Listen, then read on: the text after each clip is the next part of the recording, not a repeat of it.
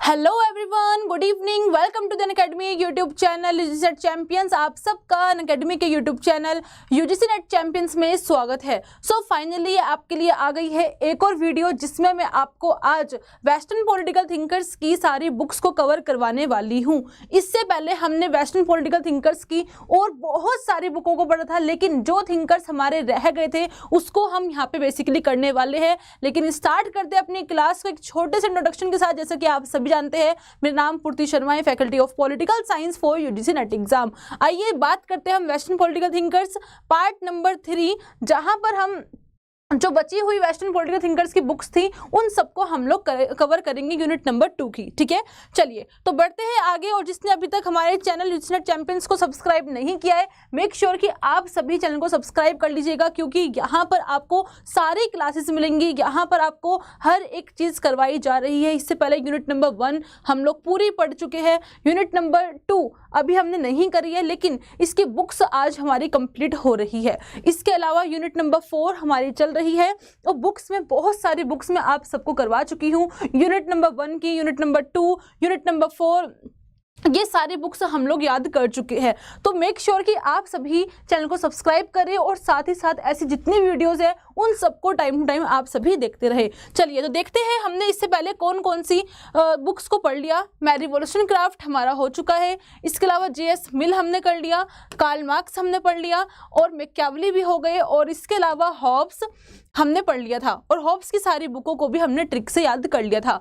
और इसके अलावा रूसो हमारा हो चुका है, देन आपका हन्ना अरेंट ये भी हमारा कंप्लीट हो गया, देन आपके फ्रांस फैनन ये भी कंप्लीट हो गया। ये सब हमारा पार्ट नंबर 2 तक कंप्लीट हो गया था। लेकिन अब हम यहाँ पे करने वाले हैं पार्ट नंबर 3 में जॉन लॉक से शुरुआत। तो जॉन लॉक, इसके अलावा और भी कुछ थिंकर्स है जो कि इंपॉर्टेंट है और आपके एग्जाम में वहाँ से बुक्स देखी जाती है। हालांकि जो आज की बुक्स है उन बुक्स को आप देखोगे ज़्यादा क्रोनोलॉजिकल फॉर्म नहीं आते हैं, लेकिन फिर भी उन बुक्स का पता होना बहुत ही ज़्यादा ज़रूरी है। तो आज जो बुक्स की ट्रिक होंगी वो नॉर्मल है और कुछ बुक्स की ट्रिक है भी नहीं, जो कि आपको नॉर्मली ऐसे पढ़नी होगी, माइंड में सेट करनी होगी, क्योंकि ट्रिक वहाँ पे यूज़ होगी जहाँ पर ज़रूरत है, लेकिन जहाँ पे ज़रूरत नहीं है वहाँ पे हम लोग यूज़ नहीं करेंगे। ठीक है, तो अब आज एग्जाम के लिए कौन कौन सी बुक है उसमें सबसे पहले शुरुआत हो रही है किसकी? जॉन लॉक की।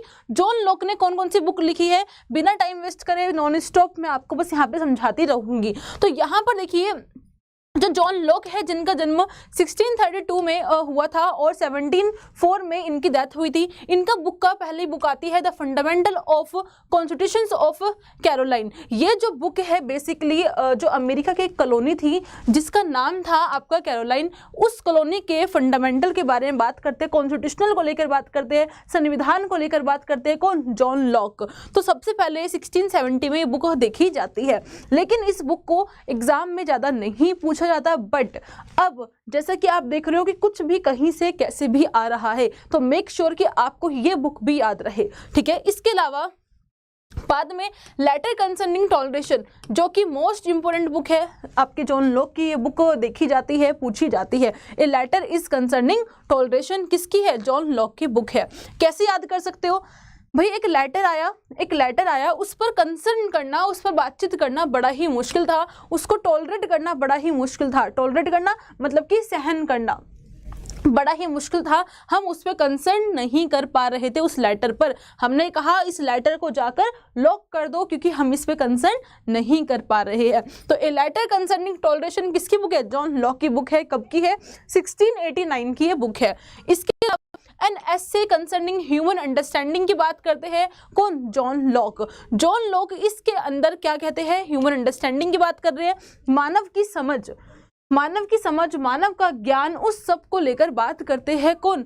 John Locke. किसके अंदर? ह्यूमन अंडरस्टैंडिंग बुक के अंदर। तो ये हो गई आपकी 1689 की बुक है, हालांकि ये पब्लिश हुई थी 1690 के अंदर। ठीक है, इसके बाद आती है टू ट्रीटीज ऑफ गवर्नमेंट जो कि 1689 की है। यहाँ पर टू ट्रीटीज का मतलब है दो ग्रंथ। बेसिकली वो गवर्नमेंट के दो ग्रंथ लिखते हैं, दो ग्रंथों को लिखते हैं, जिसका नाम उन्होंने लिखा आपका टू ट्रीटीज ऑफ गवर्नमेंट, यानी कि उन्होंने एक बुक लिखी टू ट्रीटीज ऑफ गवर्नमेंट के नाम से, जहाँ पर उन्होंने दो पार्ट्स बांट दिए, पहला ग्रंथ और ग्रंथ नंबर 2, इन दोनों के बारे में बात करिए गवर्नमेंट की, ठीक है। तो टू ट्रीटीज ऑफ गवर्नमेंट किसकी है? जॉन लॉक की बुक है।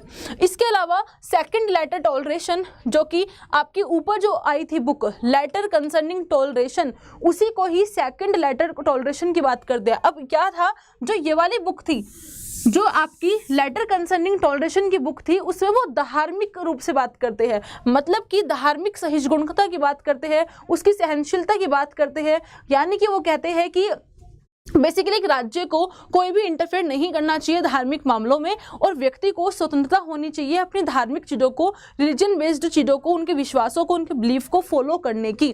तो ये बात करते हैं ए लेटर कंसर्निंग टॉलरेशन के अंदर। इसी की बात को ज़्यादा अच्छे से डिस्क्राइब करने के लिए वो लिखते हैं सेकेंड लेटर टॉलरेशन 1690 के अंदर। फिर उसके बाद वो लिखते हैं थर्ड लेसन टॉलरेशन। यहाँ पे क्या हुआ, सारी बुक्स में सेम बातें हो रही है। यहाँ पर बात हुई धार्मिक सहिष्णुता की, यहाँ पर बात हुई धार्मिक सहिष्णुता की, लेकिन क्यों हुई, उसको और अच्छे से डिस्क्राइब करने के लिए। लेकिन जब आपका थर्ड लेसन टॉलरेशन आता है, या आप कह सकते हैं थर्ड लेटर टॉलरेशन जब आता है, उसके अंदर वो क्या लिखते हैं कि अभी तक उनके इन बातों की, कौन सी, धार्मिक सहिष्णुता की जो आलोचना करते हैं, जो लोग क्रिटिसाइज करते हैं किसको, जॉन लॉक को, उसको जवाब देते हुए वो सब लिखते हैं कहाँ पर, थर्ड लेटर टॉलरेशन के अंदर, ठीक है। तो ये सारी बुक किसकी है? जॉन लॉक की बुक है। इसके बाद some thoughts concerning education, education को बारे में बात करते हैं, शिक्षा को लेकर बात करते हैं कि कैसे शिक्षा से ज्ञान की बढ़ोतरी होती है, ज्ञान बढ़ता है, उस सबको बात जो उन सबको जो बताया गया है वो किसके अंदर बताया गया है? सम थॉट्स कंसर्निंग एजुकेशन के अंदर बताया गया है। इसके अलावा द रीजनेबलनेस ऑफ क्रिश्चियनिटी, यहाँ पर वो जो ईसाई जो धर्म है, जो क्रिश्चियनिटी जो एक धर्म है, उसको लेकर बातें करते हैं। किस वाली बुक में? इस वाली बुक के अंदर, द रीजनेबलनेस ऑफ क्रिश्चियनिटी, ठीक है। तो बेसिकली अभी हमने बात करी है कि जॉन लॉक ने कौन कौन सी बुक लिखी और ये बुक कब कब लिखी है, जस्ट अ सेकेंड, ठीक है। लेकिन अब हम बात करेंगे इसको क्रोनोलॉजिकल फॉर्म में आप लोग किस तरीके से याद कर सकते हो। तो यहाँ पर आप याद कैसे करोगे कि सबसे पहले जो आपके जॉन लॉक थे, उन्होंने बात करी फंडामेंटल की, फंडामेंटल ऑफ कॉन्स्टिट्यूशन की बात करी, संविधान की बात करी, ठीक है, उसके मूल आधारों की बात करी, किसने? आपके जॉन लॉक ने। फिर उसके बाद वो एक लेटर लिखेंगे, वो क्या लिखेंगे? एक लेटर लिखेंगे, जहां पर उन सब के बारे में बताएंगे, कौन? जॉन लॉक कॉन्स्टिट्यूशनल के बारे में। सबसे पहले द फंडामेंटल ऑफ कॉन्स्टिट्यूशन लिखेंगे, फिर उस सबको एक लेटर में लिखकर नोटिस देंगे, यानी कि लेटर कंसर्निंग टॉलरेशन, सबसे पहले पहला वाला आएगा लेटर कंसर्निंग टॉलरेशन। फिर उसके बाद जब ये लेटर कंसर्निंग टॉलरेशन लिख दिया जाएगा, लेकिन वो लेटर किसी को समझ नहीं आएगा, वो किसी को समझ नहीं आया तो वो बात करेंगे किसी ह्यूमन की अंडरस्टैंडिंग की, कि भाई ह्यूमन की अंडरस्टैंडिंग पता नहीं कैसे जो समझ नहीं पा रहे हैं, ह्यूमन अंडरस्टैंडिंग को लेकर बात करते हैं। और जब ह्यूमन की अंडरस्टैंडिंग को लेकर बात करते हैं और फिर उन्हें दोबारा से वो लेटर लिखना होता है, यानी कि जो लेटर पहले आ गया था, लेटर कंसर्निंग टॉलरेशन पहले ही आ गया था, पर वो दोबारा से आगे लिखते हैं, लेकिन उससे भी पहले वो क्या लिखते हैं? टू ट्रीटीज ऑफ गवर्नमेंट के बारे में बात करते हैं। एक जो सरकार के जो दो ग्रंथ उसको लेकर भी बात करते हैं, उनको समझाने के लिए। तो मैंने क्या कहा, सबसे पहले फंडामेंटल ऑफ कॉन्स्टिट्यूशनल लिखा, लेकिन वो उसको जब लिखा कहाँ पर? लेटर के अंदर, एक लेटर में नोटिस दिया गया, लेटर लिखा, लेकिन वो लेटर समझ नहीं आया, तो उन्होंने ह्यूमन अंडरस्टैंडिंग को लेकर बात करी कि भाई ह्यूमन की अंडरस्टैंडिंग कैसी है, और फिर उनको समझाने के लिए उन्होंने टू ट्रीटीज, दो ग्रंथ लिख डाले, अलग अलग दो ग्रंथ लिख डाले, टू ट्रीटीज लिख डाली, लेकिन फिर भी वहाँ पे उनको समझ नहीं आया। तो उन्होंने फिर जब उनकी सहनशीलता बिल्कुल ख़त्म हो गई, तो उन्होंने क्या किया? एक सेकंड लेटर टॉलरेशन लिखा, बड़ी मुश्किल से टॉलरेट करके एक और सेकंड लेटर लिखा कि चलो भाई पहले लेटर में काम नहीं चला था, अब सेकंड लेटर हम लोग लिख देते हैं।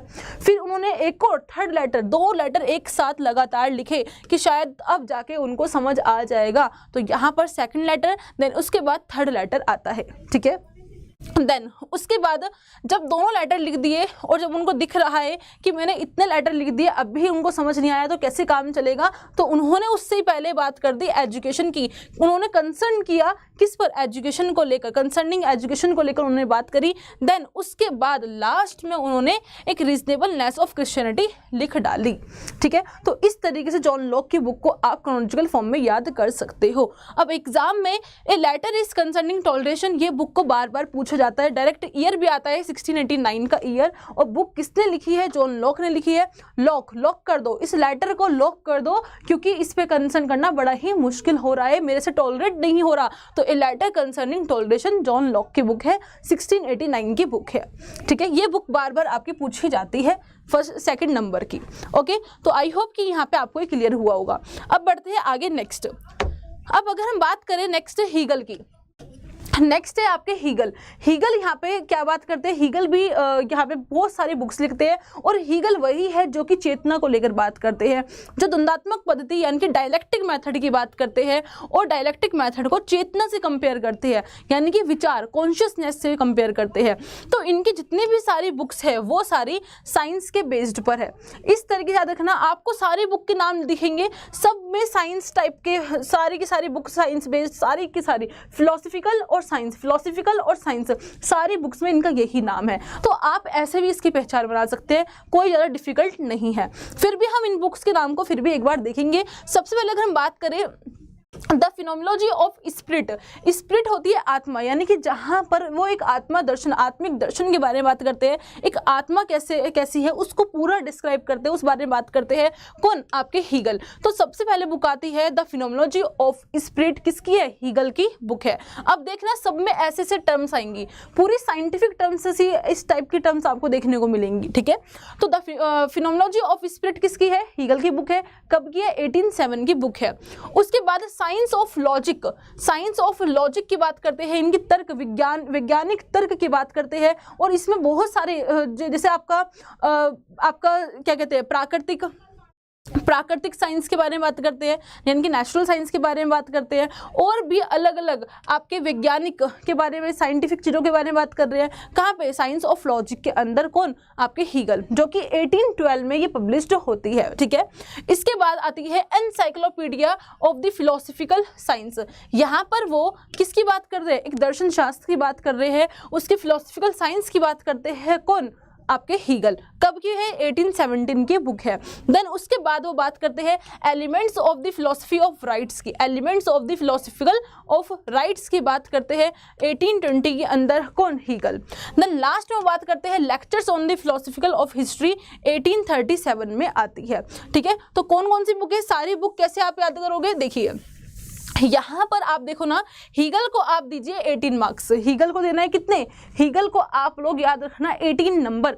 अब 18 नंबर को अगर आपने याद रखा हुआ है तो 18 के आगे पहले आप 7 लगा दो, फिर आप 12 लगा दो, 12 के बाद 17, फिर 20 के बाद 37, और सब में 18 और 18। तो ये सारी बुक हो गई आपके हीगल की, 1807, 1812, 1817, देन इसके बाद 20 और 37। ठीक है, ये नंबर आपको याद रखना है।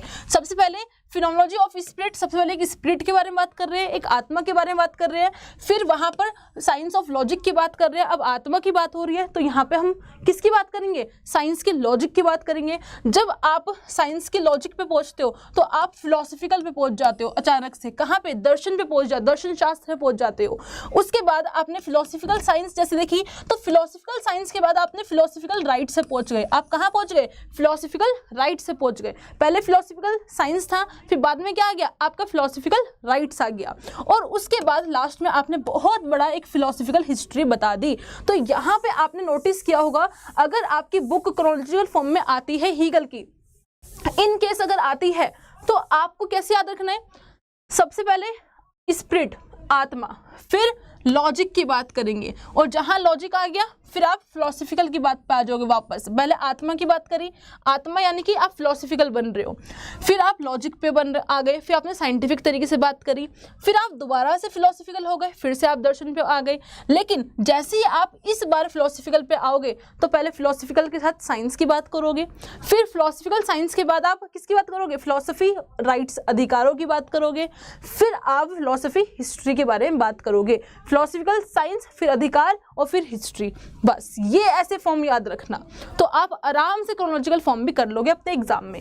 ठीक है, आई होप आप सबको क्लियर हो गया कि पहले क्या आएगी, उसके बाद क्या आएगी, फिर उसके बाद क्या आने वाली है। ठीक है, चलो अब बढ़ते हैं आगे नेक्स्ट। अब आगे भाई ग्रामशी की बुक भी बहुत ज़्यादा इंपॉर्टेंट है, और ख़ास तौर पर इनकी ये वाली बुक प्रिजन नोटबुक सबसे ज़्यादा इंपॉर्टेंट बुक देखी जाती है किसकी, ग्रामशी की। और ग्रामशी जब इस बुक की बात करते हैं ना, प्रिजन नोटबुक, ये बात करते हैं कहाँ पर, प्रिजन के अंदर रहकर, यानी कि जेल के अंदर जब वो थे वहां पर रहकर वो इस बुक को लिखते हैं, तभी इस बुक का नाम ही रख दिया उन्होंने क्या, प्रिजन नोटबुक, यानी कि एक ऐसी नोटबुक जो कि प्रिजन एक जेल में लिखी गई थी। ठीक है, अब इस बुक के अंदर ही ग्रामशी का सबसे बड़ा जो कंसेप्ट है, अवधारणा जो है, कौन सा, हेजेमनी का सिद्धांत, वो सबसे पहले जो वो देते हैं तो वो इसी बुक के अंदर लिखते हैं। ठीक है, कंसेप्ट ऑफ हेजेमनी, जो कि ये बताते हैं कि किस तरीके से जो आपका पे जो शासन किया जा रहा है, बेसिकली जो वर्चस्व आप पे स्थापित किया जा रहा है, वो आपने खुद ही एक्सेप्ट किया है।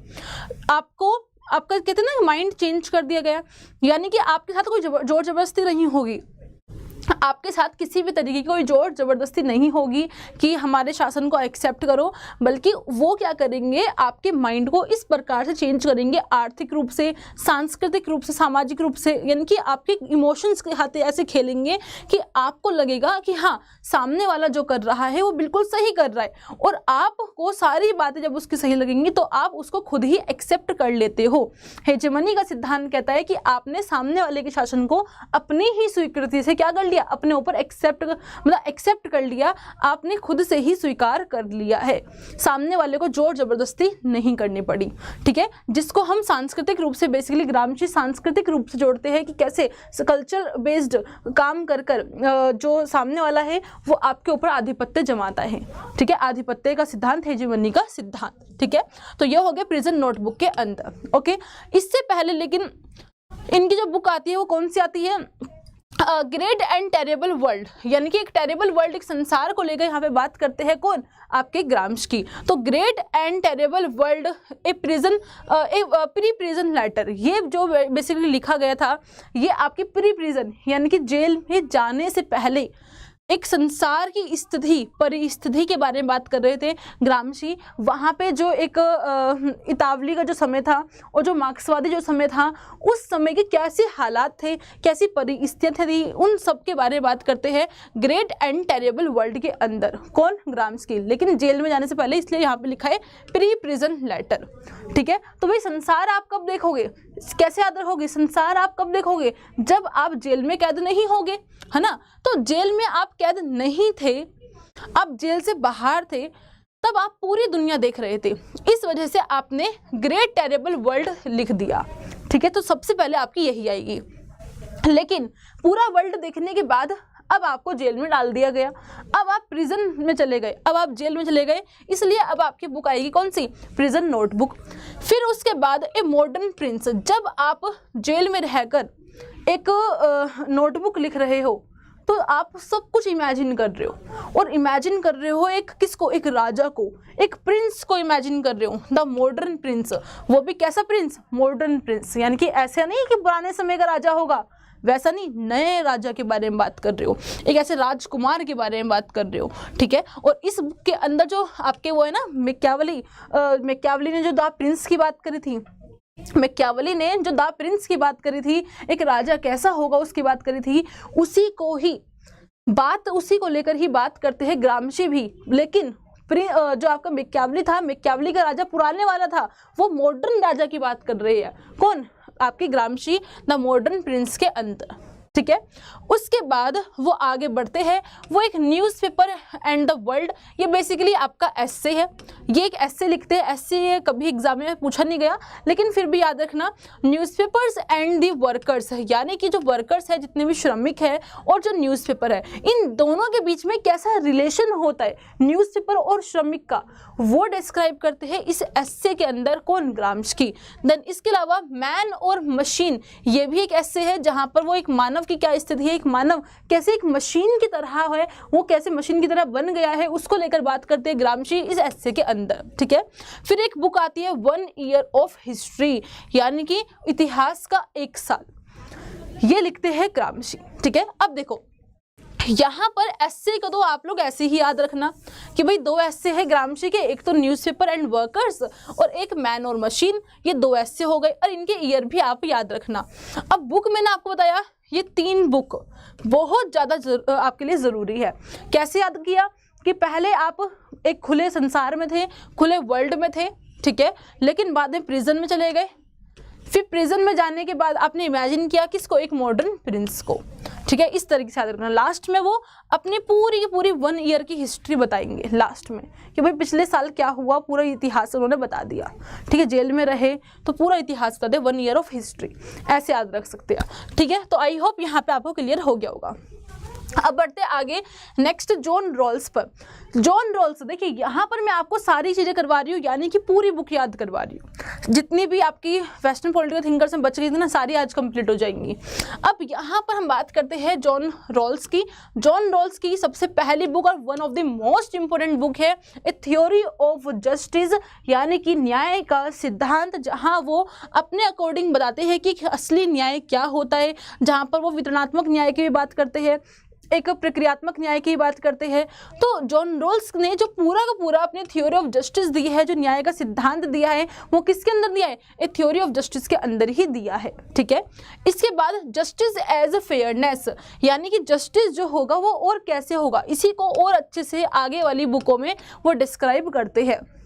वो कहते हैं जो एक जस्टिस है वो कैसा होगा? वो एक फेयरनेस होगा। फेयरनेस मतलब निष्पक्ष रूप से होगा, यानी कि समान होगा, सभी के लिए बराबर न्याय होगा। ऐसे नहीं कि किसी एक के पक्ष ले रहे हो आप, दूसरे का पक्ष ले रहे हो, ऐसे नहीं, निष्पक्ष आप न्याय करोगे। ठीक है, तो यानी कि समान रूप से करोगे, जस्टिस एज फेयरनेस लिखते हैं। उसके बाद पॉलिटिकल लिबरलिज्म के बारे में बात करते हैं, यानी कि राजनीति में उदारवाद, उदारता की बात करते हैं। कौन? John Rawls. देन उसके बाद द लॉ ऑफ पीपल, जहाँ पर लॉ ऑफ पीपल यानी कि कानूनों को लेकर बात करते हैं, कानून होने चाहिए, किस तरीके से होने चाहिए, उसको लेकर बात करते हैं। कौन? John Rawls. देन इसके बाद lectures on the history of moral philosophy. अब वो क्या करते हैं? मोरल फिलोसफी यानी कि एक तरीके से आपके नैतिक दर्शन को लेकर, नैतिक दर्शन शास्त्र को लेकर बात करते हैं lectures on the history of moral philosophy के अंदर।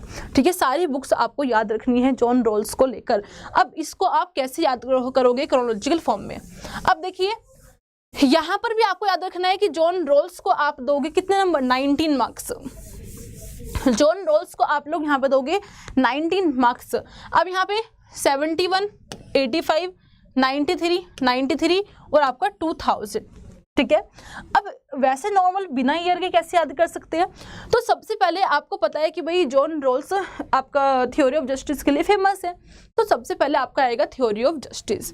ठीक है, जैसे ही वो न्याय का सिद्धांत लिखते हैं, थ्योरी ऑफ जस्टिस को लिखते हैं, अब उसके बाद जस्टिस कैसा होगा? जस्टिस की बात करते हो कि जब भाई जस्टिस हमारा फेयरनेस होगा, निष्पक्ष तरीके से होगा, और जब जस्टिस निष्पक्ष होगा तो यानी कि एक तरीके से सबको बराबर मिल रहा है, सबके साथ न्याय निष्पक्ष हो रहा है, यानी कि बराबर मिल रहा है, सबके साथ न्याय बराबर हो रहा है।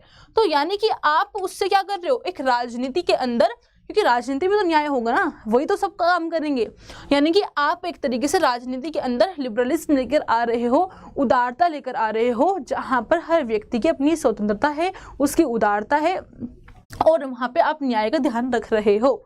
जैसे ही आप पॉलिटिकल लिबरलिज्म की बात करते हो, तो कहीं ऐसा ना हो कि लिबरलिज्म के चक्कर में, उदारता के चक्कर में लोग ज़्यादा स्वतंत्र हो जाएं, तो आपने पहले ही बात कर डाली लोगों के लोगों के कानूनों की, कि भाई उनके लिए कुछ कानून भी बनेंगे जो कि उनको डिसिप्लिन में भी रखेंगे। ठीक है, तो आपने लॉ ऑफ पीपल लिख डाला। लेकिन उसके बाद आपने एक एग्जाम्पल दिया लोगों को सुधारने के लिए। उन्होंने पूरे इतिहास का एक मॉरल फिलॉसफी बताई कि भाई देखो ऐसे ऐसे बातें, आपको भी इसी मॉरल फिलॉसफी के अकॉर्डिंग चलना होगा। ठीक है, क्लियर हो गया। तो ये सब थे आपके जॉन रॉल्स की बुक। चलिए, आई होप कि यहाँ तक आपको क्लियर होंगी। एक बार और यहाँ पे मैं बता देती हूँ ताकि आपके एकदम बिल्कुल क्लियर हो जाए माइंड में। तो सबसे पहले ए थ्योरी ऑफ जस्टिस लिखी। जस्टिस कैसा होगा? जस्टिस होगा फेयरनेस तरीके से, और जब जस्टिस फेयरनेस होगा सभी के लिए बराबर होगा, यानी कि वहाँ पे पॉलिटिकल लिबरलिज्म आएगा। जब पॉलिटिकल लिबरलिज्म आएगा तो आप लोगों के कानून भी डिसाइड करोगे, लॉ ऑफ पीपल भी डिसाइड करोगे, और उनको आपको समझाने के लिए एक इतिहास की मॉरल फिलॉसफी भी बताओगे। ठीक है, क्लियर हो गया। तो ये थी आपके जॉन रॉल्स की बुक। आगे देखते हैं कौन रह गया। ओके, अब देखिए भाई आगे बड़ा ही सिंपल सा है, ये ज़्यादा बहुत इंपॉर्टेंट नहीं है, मेरी तो नहीं कहूँगी, बस आपको पता होना चाहिए। फिर भी आपके रिपब्लिक आपको मालूम ही है, प्लेटो रिपब्लिक लिखते हैं, स्टेट्समैन लिखते हैं और लॉ लिखते हैं। ये 3 बुक आपको क्रोनोलॉजिकल फॉर्म में याद होनी चाहिए। इनके ईयर्स काफ़ी ज़्यादा आगे पीछे भी रहते हैं, लेकिन पहले द रिपब्लिक आएगी, जिसमें द रिपब्लिक के अंदर प्लेटो अपने सारे विचारों को पेश करते हैं, बताते हैं कि एक राज्य कैसा होगा, समाज कैसा होगा, सारी बातें प्लेटो किसमें करते हैं? द रिपब्लिक के अंदर करते हैं।